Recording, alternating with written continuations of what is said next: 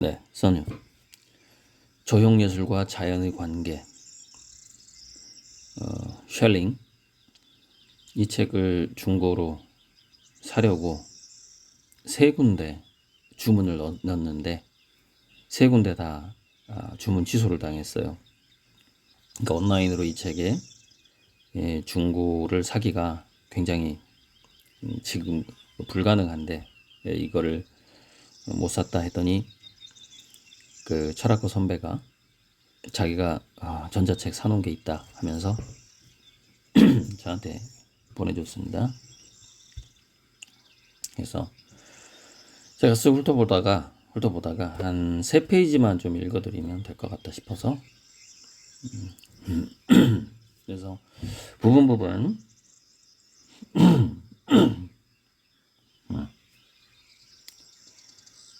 그러나 만약 자연 속에서 이러한 질을 발견해내지 못한다면 자연에 대한 온갖 탐구는 대체 무엇을 겨냥하는 것일까? 지성이 그 안에 존재하지 않을 법한 것은 지성으로부터의 비난의 대상이 될 여지도 없을 것이며 인식을 결여한 것 자체는 인식될 것도 없기 때문이다. 자연을 작용하게 하는 지는 물론 자기 반성과 연관되어 있을 인간적 자연의 학문과는 결코 동일하지 않다. 등등등 쭉 가다가 천체에는 실로 뛰어난 수적 관계와 기하학이 갖춰져 있다. 그러나 천체는 그러한 원리에 대해 아무것도 모르는 채로 이것을 자신의 운행에 사용하고 있다.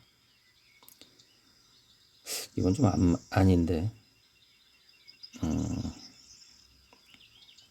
우리는 동물들이 무의식적으로 생활하는 것처럼 보이면서도 이들의 알매 의해 그들 자신 이상으로 훨씬 훌륭하게 많은 일들을 이루어내고 있음을 알고 있다. 예컨대 새는 음악에 취해 혼이 담긴 목소리로 자신을 능가하는 것이며 기술에 뛰어난 작은 동물은 연습이나 배움 없이도 능숙하게 건조물을 완성한다. 그렇지만 이 모든 것들은 하나의 강력한 정신에 의해 이끌려지는 것으로 이 정신은 모든 개개 인식들 속에서 반짝이고 있지만 인간에서와 같은 온전한 태양의 광휘로서는 아직 어디에서도 나타나지 않은 것이다. 이 활동적인 지는, 그러니까 이 활동적인 지가 현재 그 가브리엘의 의미장이고 양자의 각에서 양자장인 거죠. 그러니까 이 사람은 쉘링은 그것을 그러니까 과거에 사람들이 에테르라고 칭했던 그런 것들을 활동적인 지라고 표현하고 있는 거예요. 그러니까 이 우주가 정보로 시작했고 그 알미라는 것, 자의식, 의식이라는 것, 신의 의식이 기본 바탕이라는 것을 이 활동적인 지라고 표현하고 있기 때문에 굉장히 유사하다는 거죠. 그래서 제가 쉘링이 양자철학의 원조다 이렇게 얘기를 하고 있는 겁니다. 자, 이 활동적인 지는 자연과 예술에서 개념과 형식, 육체와 영혼을 이어주는 끈이나 다름없다. 모든 사물 내에는 무한한 지성에서 구상된 영원한 개념이 앞서 존재한다. 그러나 무엇에 의해 이 개념은 현실화하고 구체화하는 것인가? 오로지 창조적 지에 의해서일 뿐이다. 그러니까 그 신의 마음을 창조적 지라고 표현하는 겁니다. 자, 이 지는 마치 예술가에게서 비감성적인 미의 이념을 파악하는 본질이 이 이념을 구체적으로 표현하는 본질과 결합되어 있듯이 필연적으로 무한한 지성과 결합되어 있다. 신들에게서 이러한 창조적 정신을 부여받은 예술가를 가리켜 천부적인 재능이라고 일컬으며 공개적으로 찬사를 아끼지 않는 것처럼 이와 마찬가지로 예술작품은 우리에게 자연의 창조와 작용의 이 순수한 힘을 하나의 윤곽으로 보여주는 정도에 따라 탁월한 것으로 드러날 것이다. 벌써 오래전부터 잘 알려져 있는 것이지만 예술에서는 모든 것이 반드시 의식을 동반하여 달성되는 것이 아니라 의식적 활동과 무의식적 힘이 결합되지 않으면 안 되며 끊어서 죄송합니다만 바로 제가 이거를 기다리고 있는 거거든요. 무의식적 힘이 결합되는 걸 제가 그림 그릴 때마다 매 순간 느끼기 때문에 그때만 그림을 그리고 싶다라는 생각이 있는데 이제 2025년부터는 그냥 주마가편으로 이미 이제 그런 어떤 무의식적 힘이 저에게 다가왔기 때문에 주마가편을 열심히 하겠습니다. 자, 의식적 활동과 무의식적 힘이 결합되지 않으면 안 되며 양자의 두 가지의 완전한 합일과 상호 융합이야말로 예술의 지고한 수준을 만들어내는 것이다. 이 무의식적 비의가 결여되어 있는 작품은 제작자와는 무관한 자립적인 생의 결여가 느껴지는 점을 통해 알 수 있다.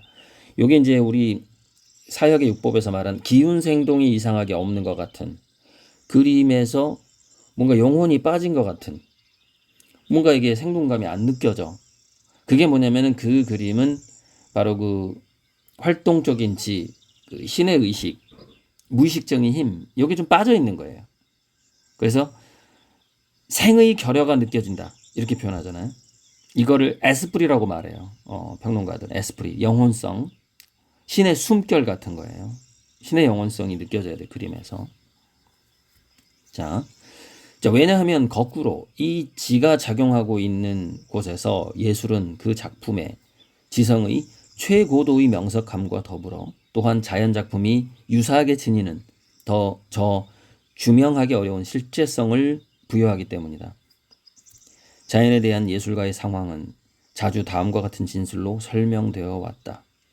즉, 예술이 예술 작품이기 위해서는 우선 자연에서 벗어나지 않으면 안 되며, 그리고 오로지 최후의 완성에서만 자연으로 되돌아가 있다는 것이다.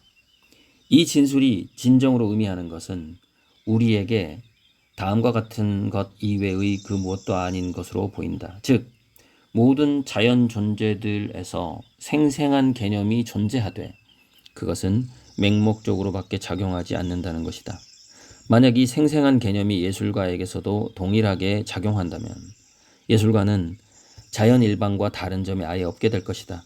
그러나 또한 예술가가 의식적으로 자신을 현실적인 것에 완전히 종속시켜 현실 존재를 그저 노예 같은 굴종적인 충실함으로 재현하고자 한다면 흉악망측한 것을 산출하기는 할지라도 어떠한 예술 작품도 산출하지는 못할 것이다.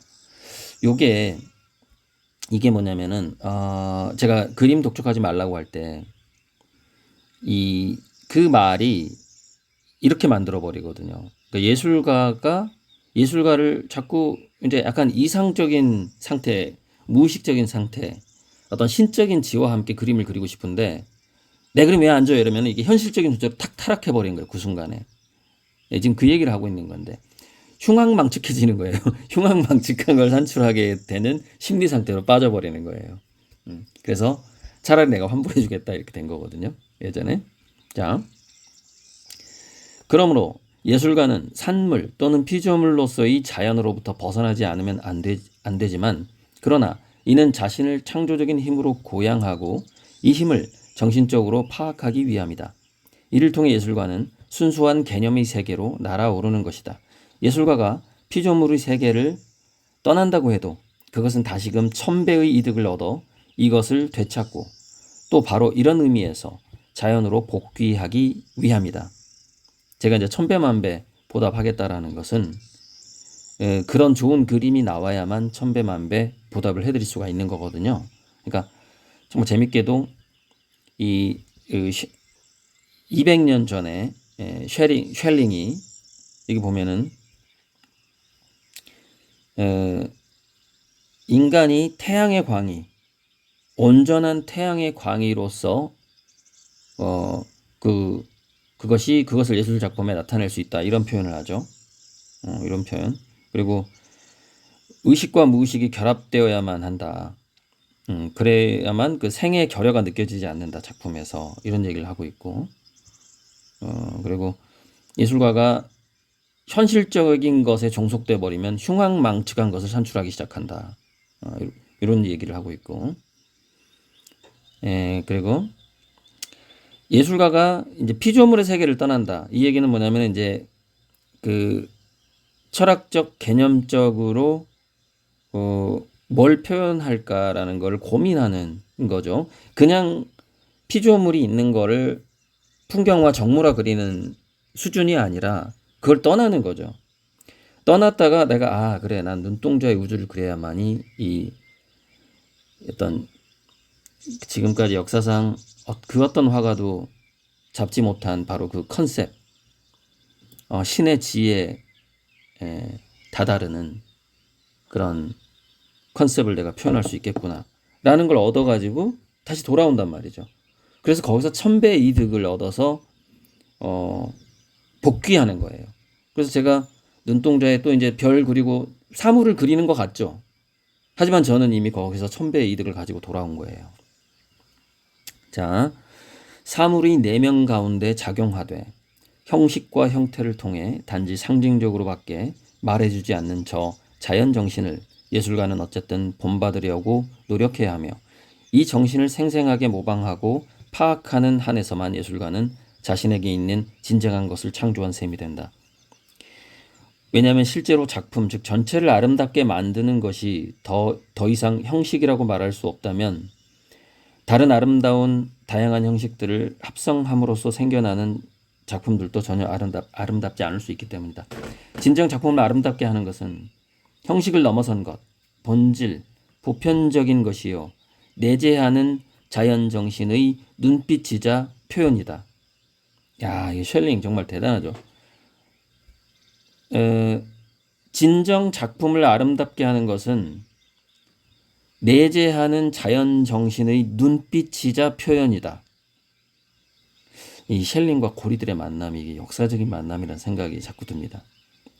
자, 이 이후에 쉘링이 진선미에 대해서 논하는 부분이 나오는데 이거는 아직 쉘링이 이제 철학이 발전할 때 플라톤을 비판하면서 발전하거든요. 그래서 플라톤의 제자 아리스토텔레스가 그 아테네 학당이라는 그림을 보면 플라톤이 하늘을 가리키고 있고 이데아 아리스토텔레스는 땅을 가리키고 있어요. 그러니까 아리스토텔레스 이후에 이제 그런 헤겔 같은 좀 유물론적인 것이 나오기 시작하는 거죠. 현실을 봐야 된다. 땅을 봐라. 아니다, 이데아다 이렇게 하고 있는데 이게 다시 그래서 이제 이 쉘링은 진선미에 대해서 플라톤적으로 해석하지는 않아요. 이 뒤에 그래서 내가 아예 그냥 캡처를 안 했는데 하지만 다시 플라톤적인 이데아로 이렇게 넘어갈 수밖에 없는 게 이 양자역학의 시대인 거죠. 우리가 볼 수 없고 만질 수 없고 측정할 수 없지만 아인슈타인이 말했던처럼 이 귀신 같은 작용이 이 온 천지에 깔려 있는 그 세상을 물리학자들이 만나게 된 거잖아요. 그게 양자역학의 시대죠. 그래서 다시 플라톤의 이데아가 그 진정한 배경에 숨어 있는 빛, 숨어 있는 활동하는 지, 이 쉘링의 표현으로 활동적인 지 또는 비의, 무의식적 지의 비의 그 양자장을 만나버린 시대라는 겁니다. 지금이. 그래서 어쨌건 이 쉘링의 언어에서 온전한 태양의 광휘 아주 그냥 눈에 쏙 들어오던 저로서는 제가 그런 그림을 태양의 화가고 태양을 그리고 있기 때문에 그래서 제가 이 페이지를 선정을 했고요. 그리고 재밌죠? 진정 작품을 아름답게 하는 것은 내재하는 자연 정신의 눈빛이자 표현이다. 자, 눈과 태양이 나오죠. 그래서 제가 이 페이지를 선정을 했습니다. 그리고 내용도 굉장히 좋고요.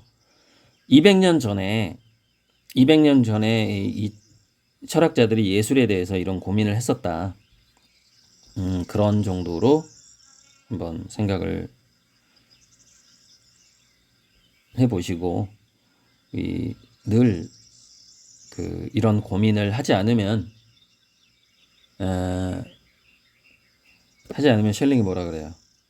고민을 하지 않으면 흉악망측한 것을 산출하기는 할지라도 잘못하면 흉악망측한 작품을 산출하게 된다 이거예요. 그리고 천배의 이득이 없다 이거죠. 천배의 이득이 없다.